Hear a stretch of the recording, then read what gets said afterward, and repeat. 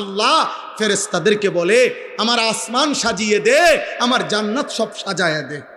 বলুক, যার যার সাধ্য মতো আপনারা প্রত্যেকের কাছে এক ভাই হিসাবে আমি অনুরোধ করছি, হযরত উলামায়ে কেরাম আরেকটু মেহনত করেন, আরেকটু উম্মতের ফিকির করেন, দরদ করেন, আরও একটু দেখেন এই সমাজের ছেলেগুলোকে ফেরানো যায় কিভাবে, এই সমাজের মেয়েদেরকে কিভাবে ফিরানো যায়, এই সমাজের বাবাদেরকে কিভাবে ফিরানো যায়।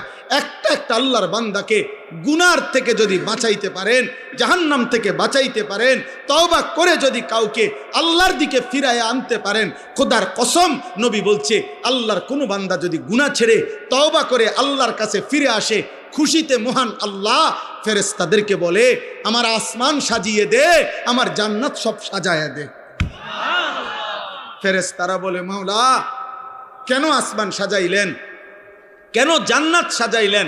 আল্লাহ বলে, আসলাহাল আবদু মাওলাহু, আজ এক গোলাম যে আমার থেকে ভাইগা গেছিল, যে আমারে অনেক দিন সেজদা দেয় নাই, যে আমার অনেক দিন ডাকে নাই, যে আমার অনেক দিন গোলামি করে নাই, আমার এমন একজন ভেগে যাওয়া বান্দা আজকে আমি মাওলার সাথে তার সম্পর্ক ঠিক করে ফেলছে, তওবা করে চোখের পানি ছেড়ে দিছে, আমি তারে মাফ করে দিছি, এই খুশিতে আমি আসমান সাজিয়ে দিলাম, জান্নাত সাজিয়ে দিলাম।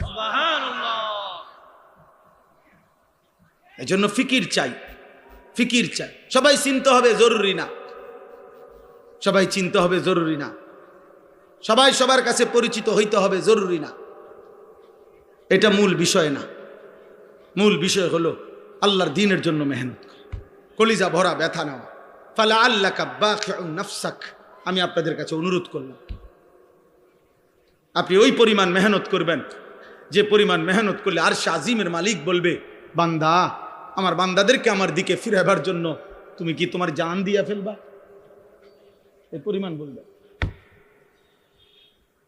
নবীকে আল্লাহ বলে নাই এ কথা যে বন্ধু আপনি কি মরে যাবেন? আরে আপনি কি জীবন দিয়ে ফেলবেন? এই পরিমাণ বলতে হবে।